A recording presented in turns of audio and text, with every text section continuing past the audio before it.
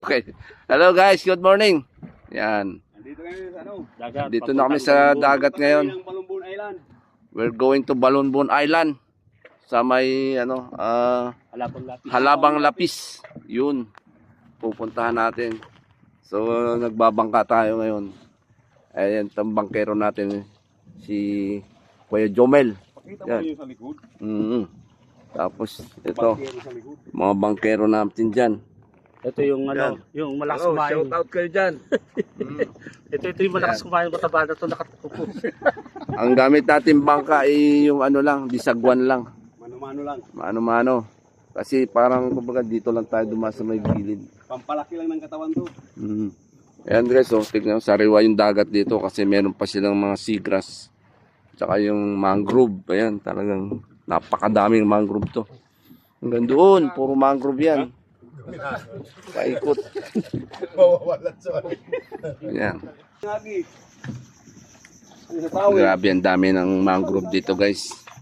Talagang ano, palibot, puro mangrove. Nanalo pala ito sa ano, sa award.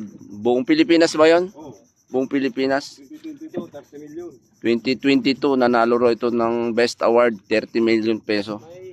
Sa buong Pilipinas, dito ang pinakamaraming mangrove. May grupo ng mga NGO na Ayan oh, may tumutubo pa nga na naman oh. Ay, mapupuno na talaga ito ng mangrove. naisasali ito doon sa ibang bansa na mangrove. Ito, dito, Ikaw yung representative ng Pilipinas. oh, Paglalaban sa iba-ibang bansa. ang galing ano. Sana manalo. International na, hindi na yung dito lang sa... International na ang nilalabanan nito ngayon ng ano, Preto Diaz. Parang siya yung representative ng Pilipinas. Lalo na din sa... Sana manalo, no? Pero palagay ko mananalo kasi lintik ang lapad. Laos dito, ang dami pa dyan. Mangrove na to. Wala nga tayo sa... Wala pa tayo sa 1/4. 1/4. Yung papunta pa doon, ang dami pa. Ay, kahit tayo ka dyan dumaan, mga daanan niya. Yung lula ni niya, Oh. Rocco, Mm. si Bisid. Yeah. Alam guys, malapit na tayo sa ano, Ang Bisid pa sa Halabang Lapis. Ah, Ayun nga, oh. Ito pag-aari, ito nara... Tumutubo na naman yung mga Ninya. panibagong mangrove dito. Hindi sir niya, Rocco. Hindi yan tinatanim pero tumutubo siya. Natural. Galit na galit si niya. Kasi ito namang si Boy. Tapos ito may Pinuli baklad niya, na malaki. Siya lang yung nag-pick na pinabang dyan. May baklad dito. dami pa naman. May turista pala doon, oh. Santa Tepotic. Itong seagrass. 800. Grabe, kalapad pala ng bakawan dito sa Preto Diaz. 1,035? 34 hectare. 1,134 hectares. Ganong kalapad ang ano, mangrove plantation dito. Hanggang yun pa yung pwesto. Hanggang sa likod ng nyugan niya. Yan, nyugan yan. Lahat na, mangrove yan.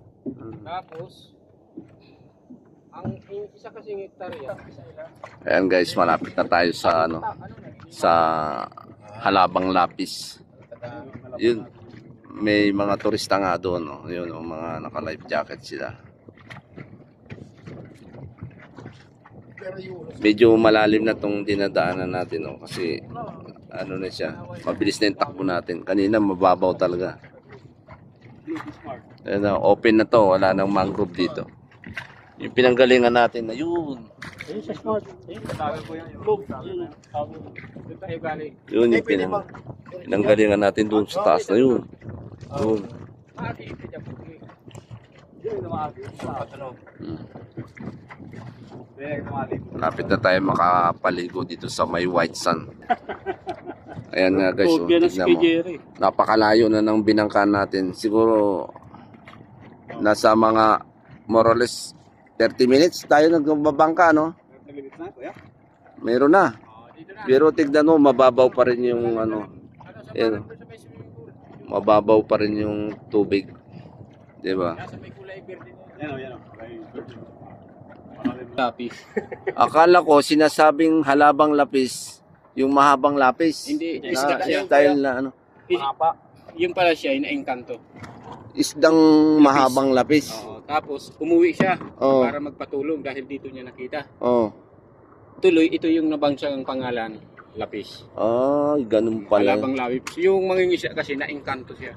Ah, Pagbalik niya, wala namang lapis. ah. Wala namang isda. Kasi parang pinakita sa kanya na may napakahabang isdang lapis. Ayun pala yun. Yan ang kwento ng lapis. Akala Pero hindi siya yung pangsulat na lapis. Ayan si Kuya Maning, siya yung ating tour guide dito sa ano, sa Prieto Sa Lapis. Diaz. Ah. Ito, mababa ako. So, Okay guys, maliligo muna tayo. hindi na Si kumpleto yung si Kuya pagkakait Jomel. ko kasi abala ang pagbabangga. Kuya Jomel, magpapana siya ng ano, isda para may pang ulam tayo. Kasi ang baon natin ay kanin lang, wala tayong ulam. Kung walang makuha, ipang ulam din yung tira. Ito pinakamainam ito sa mga bata sa Ayun oh, starfish, nakakuha si Kuya. Madami. Madami daw starfish dito eh. Maliligo muna tayo guys. Ayan oh. Kaya pala swimming pool na. Marami ko na. Ayan, parang swimming pool pala yan, butas na yan. Ayan oh. Sarap dito guys, napakalinaw ng tubig. Yan kayo sa Dodgers. Ayan oh. Yan. Ang linis.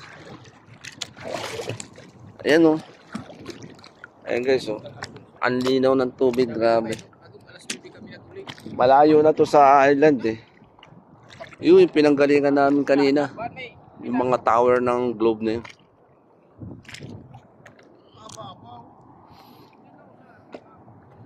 Galing.